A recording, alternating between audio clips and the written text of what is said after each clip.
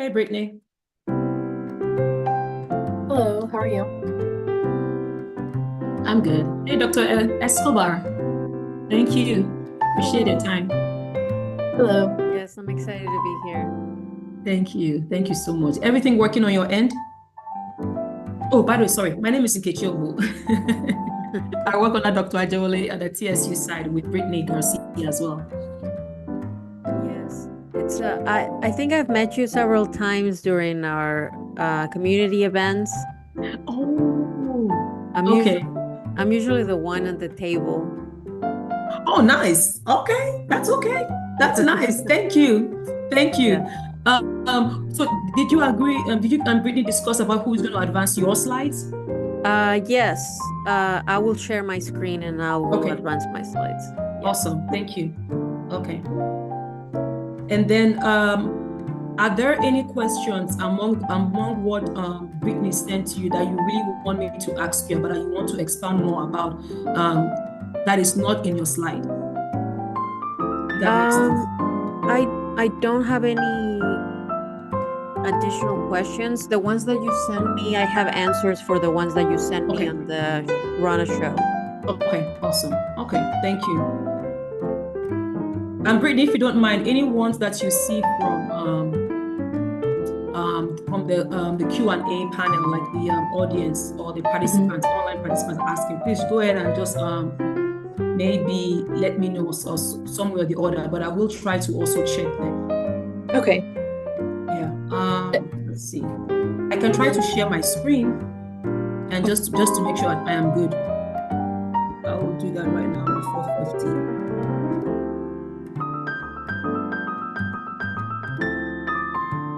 Do you want me to advance the slides until it's time for Dr. Escobar to speak? Or do you want me to do just the first three and then after I introduce you, just Oh, you know what? It might be better if you actually do. Thank you. Thank you. Then okay. once Dr. Escobar is done, once we're done with the Q&A session, then I will take over and probably advance for myself, or maybe have Okay. you, since you already started, there's not really no, that's fine. Go ahead and advance everything if you don't mind. Okay. Yeah, thank you. If not, but I'll have mine up just in case there are any issues with yours, and I can take over. Okay. If you have any questions. Okay, so I think this is me here. Can you guys see me? Yes. Just in case. Okay, thank you. And I'll go to present more.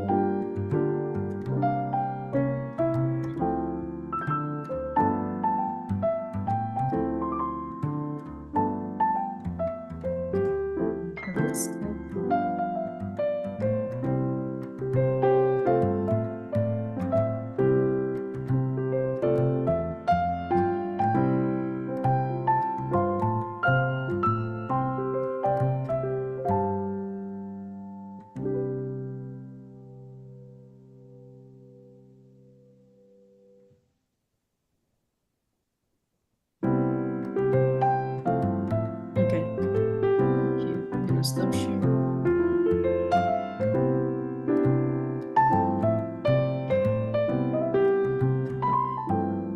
I'm gonna and then while Brittany and myself are speaking, Dr. Escobar, you'll be off mute, you'll be on mute, and your video will be turned off. Then once I introduce you, I read your bio, then you turn on your camera. Once the Q&A session starts, I'm gonna stop. Brittany, you're gonna stop sharing your screen so that they can Dr. Escobar can be shown fully on the screen. What else? I think that's it. You want me to be my audio and my video off until you Yes, introduce me? until I call you. Yes, ma'am. Yes, Okay, ma'am. perfect. Brittany, please don't read end of my bio. Just say Nkechi Ogbu. That's it. I don't want any bio read on me. Okay, are you sure? Yes, I'm 100%. I'm the one asking you now. Please just so Nkechi Ogbu, blah blah blah. The health equity and competitive pharmacist for TSU. That's it. I don't want any of those.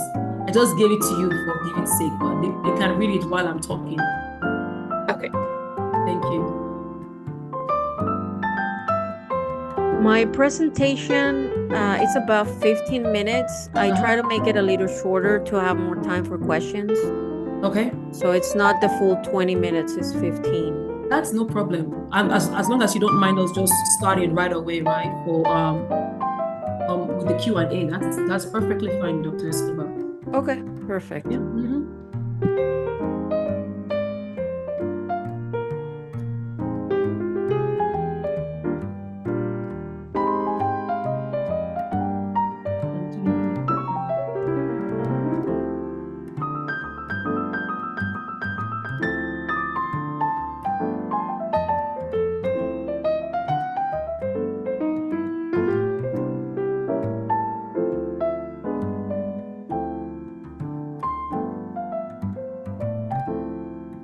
Brittany, are you sharing your presentation now or no? No. Okay. I usually No, don't wait worry, until because I 6. was looking at mine and I'm like, wait, is this mine or is this yours? I couldn't tell, but I'm good now.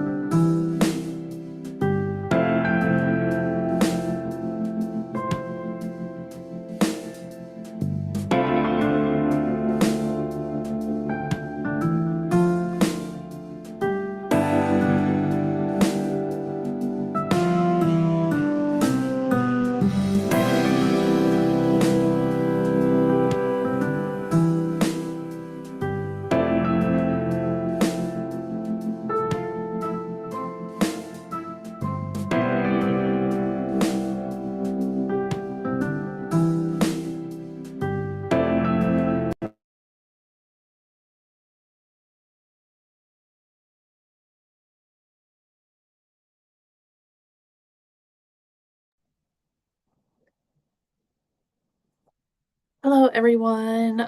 Welcome to tonight's webinar. My name is Brittany Garcia. I am the program coordinator for the TSU Baylor College of Medicine P20 Cure program. And so for tonight's webinar topic, it will be over obesity, nutrition, and cancer, what the community needs to know. So, as always, thank you again for coming tonight. There will be a question and answer session at the end of the speaker presentation. So please post your questions in the Q&A box. And so for tonight, our moderator will be Dr. Nkechi Ogbo. She is TSU's Health Equity and Community Engagement Pharmacist. Thank you again, Dr. Ogbo, for being tonight's moderator. Thank you so much, Brittany, for the hard work you keep doing for us at P20 Cured. Want to appreciate you. Please, next slide. My name again is Nkechi Ogbo, and I have the pleasure of serving as the moderator for today's event. Just a brief overview. This is grant funded, and this was the only the P20 Cured was the only one funded in the 2023 to 2027 cycle, and it's a $2.4 million grant from NIH and NCI. And it's the full title of it is P20 Partnership Collaborative Union for Cancer Research, Education, and Disparities. And pretty much with this, it's a combination, it's a combo between Baylor College of Medicine and Texas Southern University, and just to do everything about cancer research, education, community outreach, and training the next generation to be able to also be passionate about this and help move the needle forward in the area of cancer research and innovation. Next slide. And these are all the wonderful people that keep the wheel spinning at the TSU and Baylor College of Medicine P20 Cured program. The multiple PIs are Dr. Veronica Ajewole from the TSU side. She's also the director, and then Dr. Rouse is the director and Baylor College of Medicine PI for this grant. Next slide. Again, welcome to this evening's webinar. Please feel free to scan the QR code in the link here if you are a member of the CHW workforce and want to earn some credit from this. We will definitely send out your certificate once all the your information is put in here within the next week or two. And also feel free to also fill out our post survey, because we want to hear what you think, what we are doing okay, what we need to improve on, and because we do value your feedback. Thank you. Next slide. Without further ado, we have Dr. Betsy Escobar, who is not the moderator, but she's actually the speaker for today's event. Dr. Betsy Escobar is a bilingual physician and public health advocate committed to empowering individuals to take charge of their cancer risk. She is so passionate about bridging clinical expertise and community engagement and addressing cancer health disparities, increasing minority representation in clinical trials, and ensuring equitable healthcare access. Dr. Escobar's mission is to transform cancer prevention by building strong community partnerships and also delivering clear, impactful education that empowers people to make informed healthcare decisions for themselves and their families. Without much further ado, thank you so much, Dr. Escobar, for giving us 1 hour out of your precious evening to discuss this important topic with us. Thank you.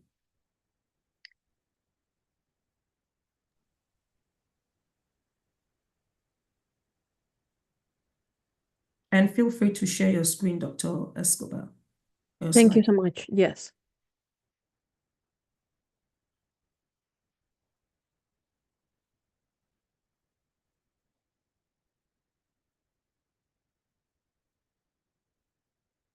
Can you see my screen?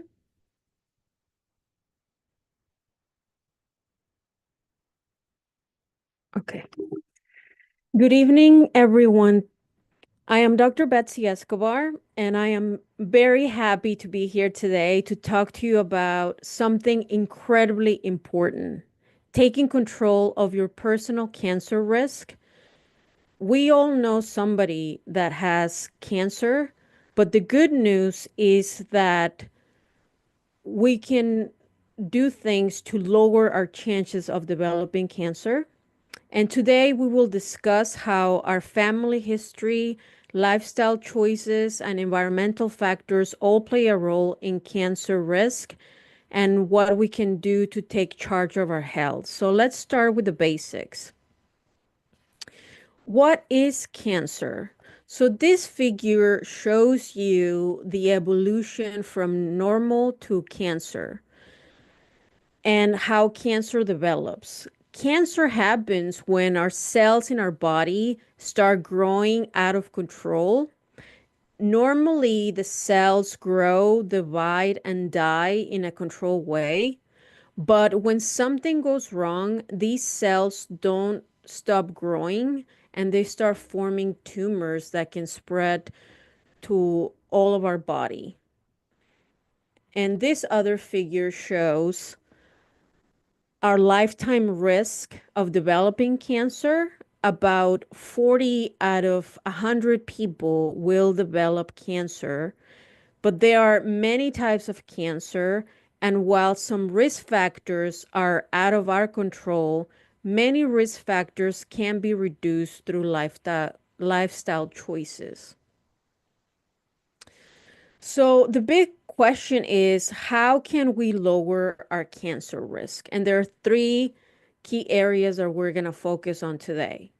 The first one is our genetics. Our family history can give us clues about how our risk for certain cancers. The second thing is our lifestyle, what we eat, how active we are, and habits like smoking and drinking can impact our risk. And the third thing is our environment. Exposure to things like pollution, chemicals, and even too much sun can increase our risk. And understanding these three key factors can empower us to make healthier choices. Did you know that some cancers run in families? If a close relative, like a parent or a sibling or a grandparent, has had cancer, your risk may be higher. But don't worry, because this doesn't mean that you'll definitely get cancer. It just means that you should be aware and take preventative steps. So gatherings with your family, like family reunions and gathering family health information, is an essential step in understanding your cancer risk. So if you go to a Thanksgiving dinner or a family reunion, you can respectfully ask your family members that you're trying to try to be on top of your health and would like to know more about the illnesses that run in your family, like cancer.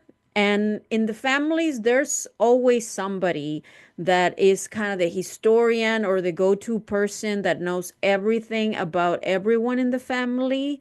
And that person can really be helpful to try to understand our cancer risk.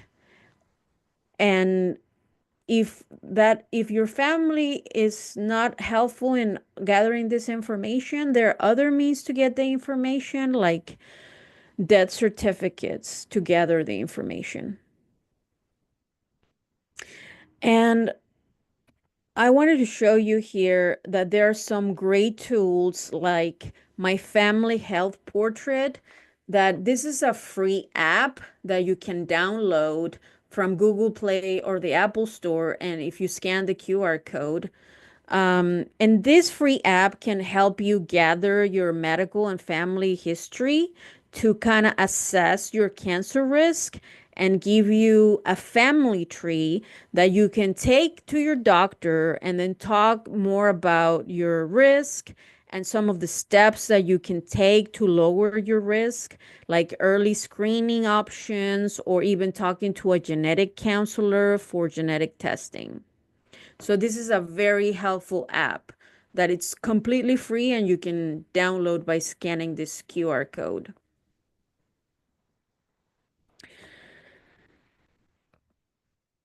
Now let's talk about the social determinants of health because understanding them is very important when we talk about lifestyle and environmental factors associated with cancer risk. So, factors like income, education, access to healthy food options, healthcare, and the physical environment, and even our zip codes of where we live can all affect our cancer risk. And it's very important to advocate for policies that make healthcare and prevention more accessible for everyone.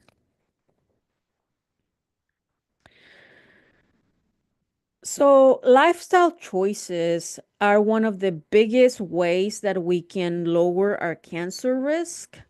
And this graph shows you the percentage of cancer cases that are attributable to selected lifestyle factors that can increase your cancer risk. So, for example, smoking is linked to many types of cancer, and it can dramatically increase our cancer risk up to 20%, which is a lot.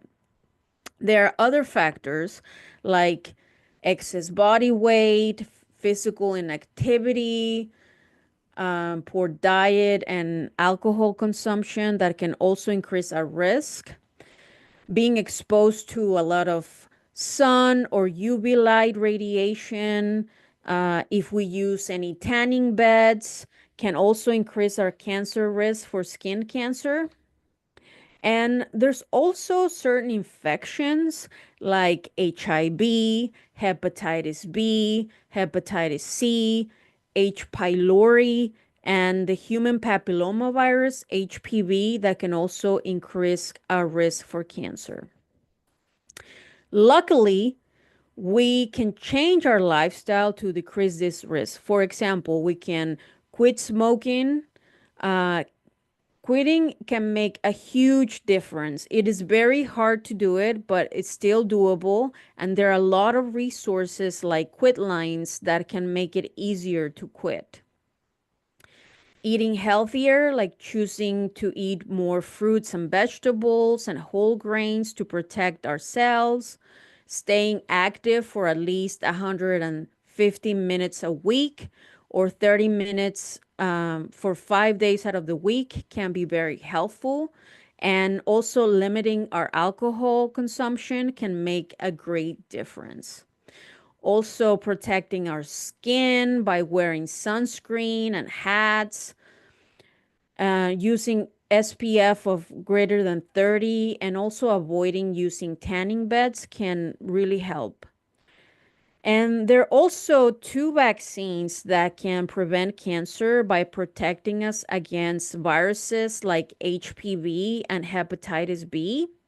And you can talk to your pharmacist or your doctor to get vaccinated against these viruses.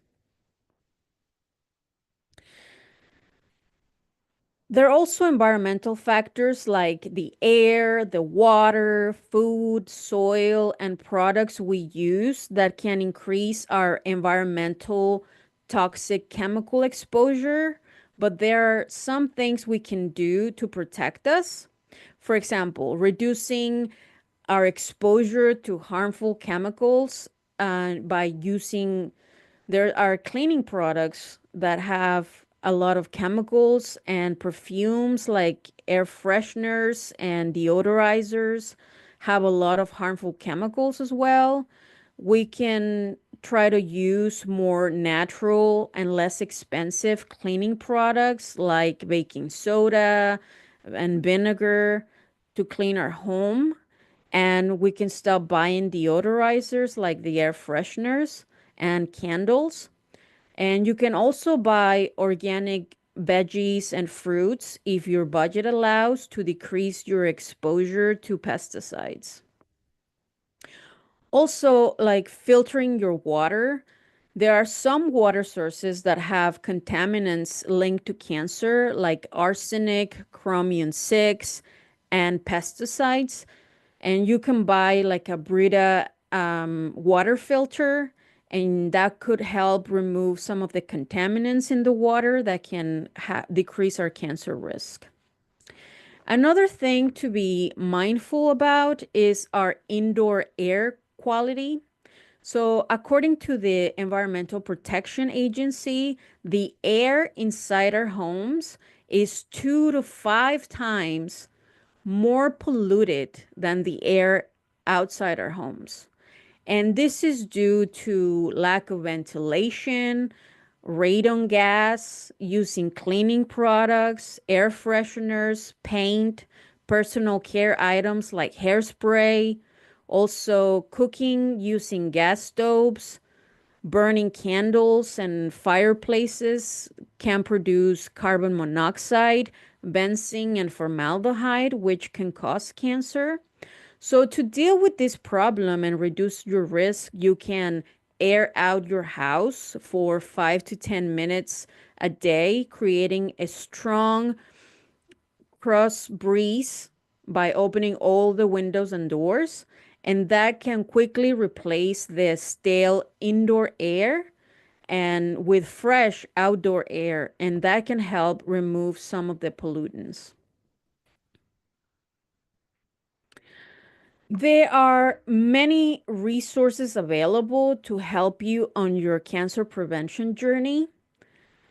And the National Cancer Institute helpline is a great place to start. You can scan this QR code or you can call on live chat Monday through Friday from 9 a.m. to 9 p.m. in both English and Spanish. And they can answer all your questions related to cancer.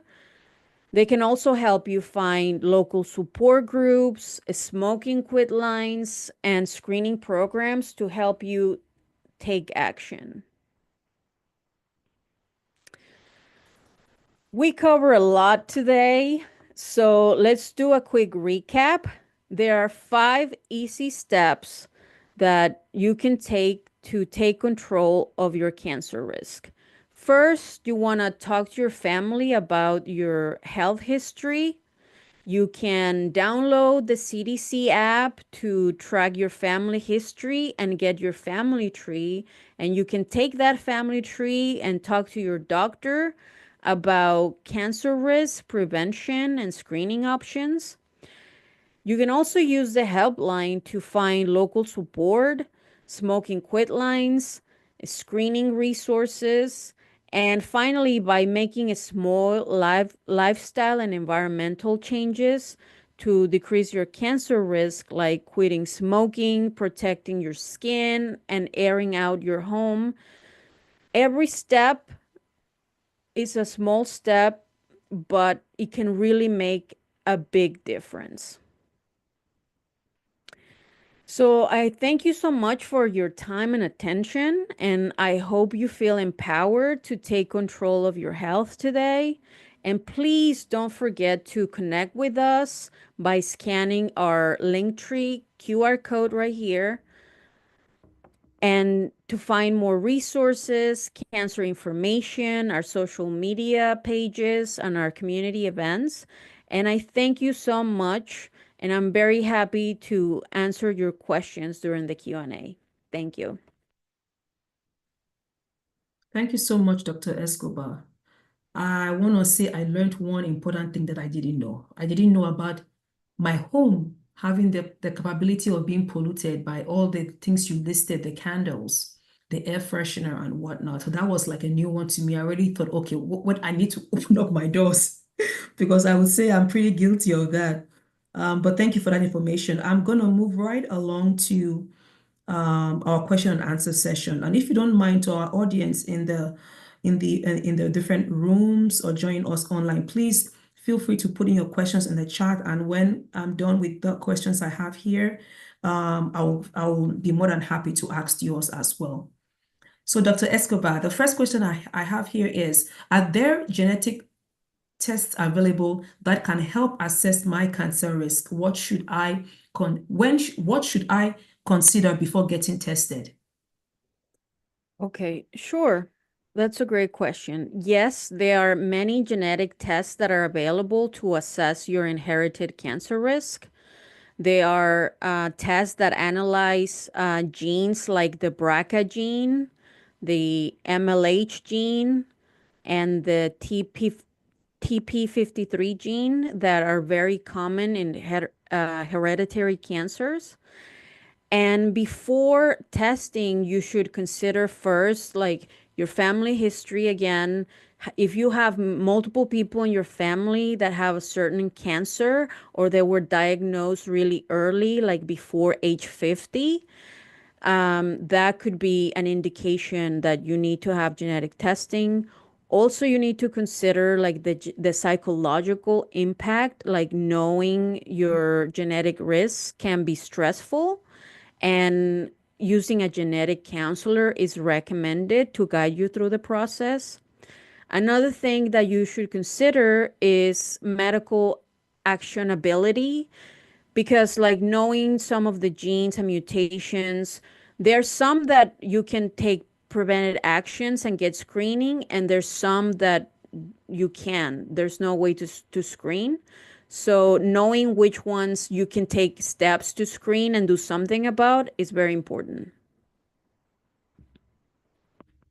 That's awesome. Thank you. And I guess that's where the genetic counselor can help you review and you know what your next steps ought to be. Thank you, Dr. Escobar. The next question I have here is, if I test positive for a cancer gene mutation, what steps would I need to take next? Sure. So if you test positive for a specific mutation, in general, the things that you can do is first talk to to the genetic counselor, because you need increased surveillance, so more screening more frequently, like having annual mammograms and MRIs if you have like a BRCA mutation.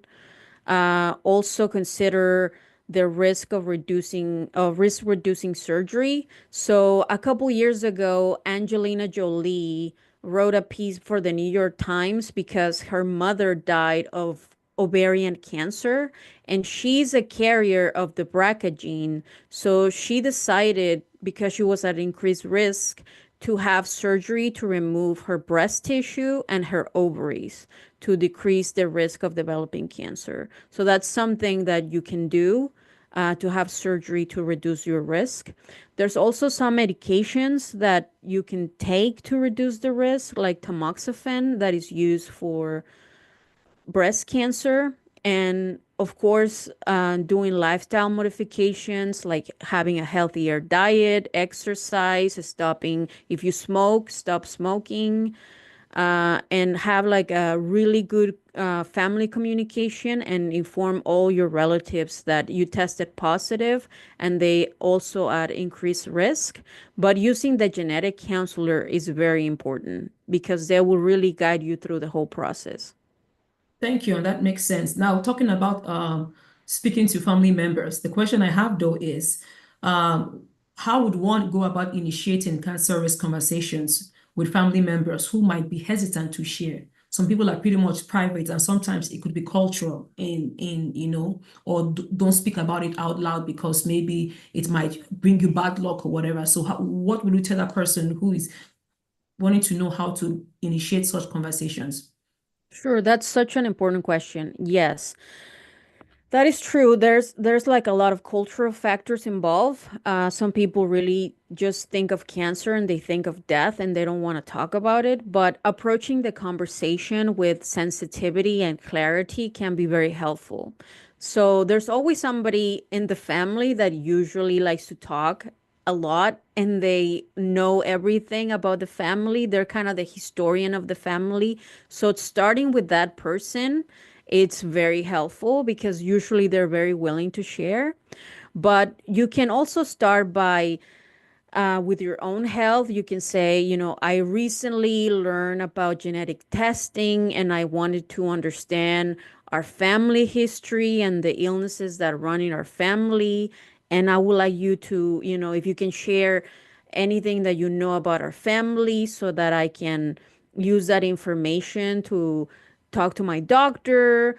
Also using like a not judgmental tone because some family members fear like stigma or being blamed for the cancers in their family or the diseases in their family. Also providing education and telling them, they are genetic counselors. We can get tested. There's ways to prevent it by doing early screening. So there are options available. And also respecting like the boundaries, as you said, there are people that just don't want to share, and that's okay. That's okay. There's people that do want to share, and there's people that don't. But offering resources and information from like the CDC or the National Cancer Institute, and also like a genetic counselor can be like really helpful to open up the conversation. Thank you. Most times when we go into like, for our doctor's visits, and we're filling out those paperwork, they'll sometimes ask, oh, does your mom or your dad have this or that? Now, we're just also wondering, what about extended family and cousins? Do they matter in terms of cancer screening and. Sure. So usually hereditary cancer syndromes affect like multiple relatives across multiple generations. So if you have like an autosomal dominant inheritance, like a BRCA gene, for example, is passed through all the generations. So somebody in each generation is probably is going to be affected. They're also like clusters of the same cancer. So there could be like multiple cases of breast, ovarian, and colorectal cancer or prostate cancer in your family. If there are like clusters of people that have the same cancer, that can suggest that there's a hereditary link. And also young age of the diagnosis. So if you have a lot of relatives that have developed cancer before the age of 50, it also increases your suspicion that there might be a genetic risk in your family. It's good to know. Thank you so much, Dr. Escobar. The next question we have here is, what are the latest guidelines for screening for hereditary cancers, for example, for breast cancer? Yeah, so the screening can be individualized, with working with a genetic counselor and then your doctor. But, in general, if you have a breast cancer like a BRCA mutation, usually they suggest doing an MRI and a mammogram starting like at the age of 25 to 30 or 10 years before that last person was diagnosed. So if somebody in your family was diagnosed at 40, then you have to start screening at 30. Okay. And there's other cancers like colorectal cancer. If you have a specific syndrome called like the Lynch syndrome, you have to start doing like a colonoscopy every 1 to 2 years, starting at the age of like 20 to 25. And there are other cancers like ovarian cancer that they also suggest doing like a transvaginal ultrasound and check for markers and maybe do prophylactic surgery by the age of 35 to 45. So it's very specific to the cancer that you have. So and you have to work with your genetic counselor and your doctor to kind of figure out what's the best time frame and what is the best test that you can do. But those are kind of like the general guidelines. Okay, thank you so much. Now I'm going to switch gears just a tad bit and talk and ask a question regarding cancer prevention. In your field, with community engagement and cancer prevention, what are some common misconceptions you have come across from people about cancer prevention? Sure. So there are a couple myths. There's some myths, like one of the big ones is that only smokers can get lung cancer, and that is not true. There are other things like exposure to radon gas, exposure to secondhand smoke, or if you live in a very polluted industrial area, that can also increase your risk for lung cancer. Another myth is that if no one in your family had cancer, I will not get cancer. Most of the cancers are not actually hereditary, they're sporadic, and they depend a lot on our lifestyle and our environmental exposure as well. So even if you don't have any family history of cancer in your family, you can still get cancer. Another big one is the use of antiperspirants and deodorants. A lot of people think that it can cause breast cancer, but there's really not a lot of evidence that support this. Some people were worried about the exposure to aluminum and other things in the deodorants like parabens, but there's not really strong evidence that it can cause cancer. So that one is also a common myth. And also, like living a healthy lifestyle, it reduces your risk of cancer, but it doesn't completely eliminate it. So even if you're very healthy, it can unfortunately happen to you that you can still be at risk of having cancer. It's less likely, but it's very possible. Wow. I'm just like, so that means we can't get a break or something. Oh my goodness. Left, right. Okay, I'm eating healthy, but no.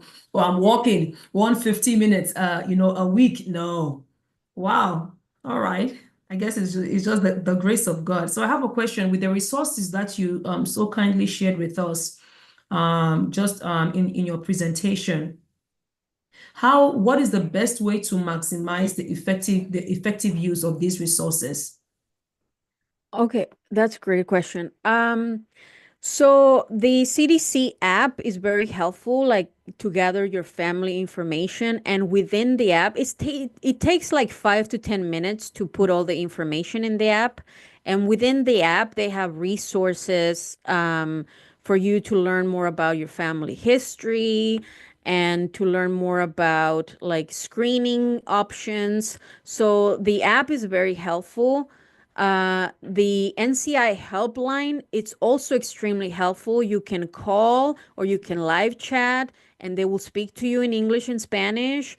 And the helpline can be used to clarify any of the screening guidelines, to find clinical Mhm. trials, and to also find like resources, and even they can even give you information to refer you to a genetic counselor.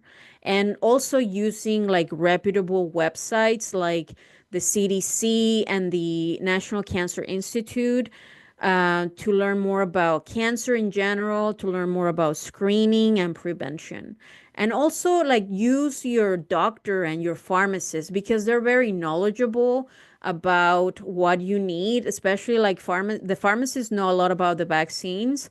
And there's two vaccines that I mentioned that prevent cancer, and getting those vaccines can also be very helpful in reducing your risk.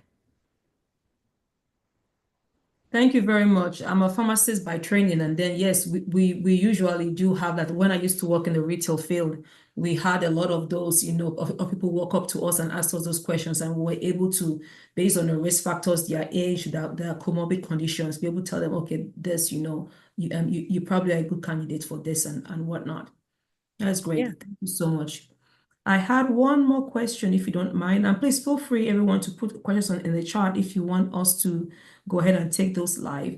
But the last question I have here is, how often should one undergo cancer screenings? Is it just the one time, with a genetic counselor, based on family history and lifestyle factors, or does one need to repeat it? And if so, how often? So, if you do genetic counselor, usually it's like a one time, you go with them, the doctor refers you and they tell you like you're at increased risk, based on the test. Usually they use a blood sample or a saliva sample to figure out like your risk, and they will tell you if you need additional testing, but it's usually like a one time or two-time thing. If you need additional testing, they will tell you. Um, but they're very good at guiding people and navigating people to get, the testing that they need. And usually, if it's covered by insurance. Sometimes it's not. But if you really need it and you get a referral from your doctor, they will more likely than not cover that testing as well. Thank you so much. Thank you so much. Now, regarding testings and screenings, I have a question here from someone in the audience here, and we can always address it later if the answer is not really available to us. But I want to ask this for somebody who is a high-risk individual. How can they advocate for themselves to receive better access to screenings and prevention care? Would the help hotline help them? Would the CDC side help them? What would their best at least the first thing they should do in trying to advocate themselves, to receive access to screenings and preventative care? That's a great question. Yes, so you are your best friend and you have to advocate for yourself. And the best thing you can do is talk to your doctor. Tell your doctor, listen, I'm really concerned about my family history of cancer and certain diseases that run in my family. I want to know, what I can do to get tested, or if I need to do screening early. Like, you really have to have a great conversation and a relationship with your doctor and really talk to them about what you're worried about. The helplines are very helpful as well to find resources, but the main person that you need to talk to is your doctor. Okay. All right, thank you. And then someone who is interested in just in what the recent research studies are saying, or clinical trials for somebody who is high risk for a particular relative for breast cancer, and they want to know about the latest information about breast cancer studies and stuff. Sorry, this is off. This is somebody who's asking that question. Will the helpline also be an option for them, or even their doctor as well, or is there something else that they can also tap into? Sure. I think the helpline is extremely helpful because you can talk to them or you can live chat if that's what you prefer.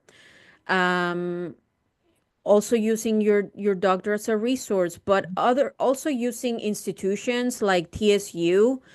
You guys have a lot of resources for the Thank community you. Thanks to for get breast pointing cancer out. screening.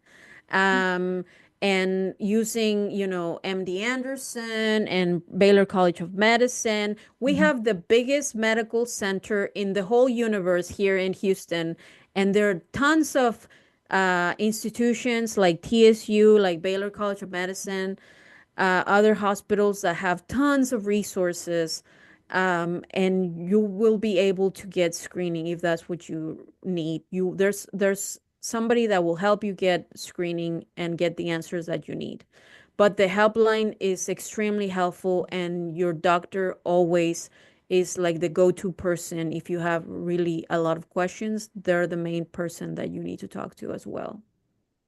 Thank you so much, Dr. Escobar. And I will call that a wrap for the Q&A session. Thank you so much for giving us of your time again. This past hour has really been insightful. I have learned, even as a pharmacist. So I'm about to go open up my doors and my windows for the next 10, 15 minutes. But thank you so much for your time. Really, really appreciate it. Thank you, thank you, thank you so much. And then I'm on next. Brittany, if you don't mind sharing your screen, please. So please, would love to hear feedback from you. Feedback is very essential. Next slide, please. This helps us to get better, to improve. We are one who keeps improving by, suggestions from you, our community members, from you, our doctors, our patients, and wherever.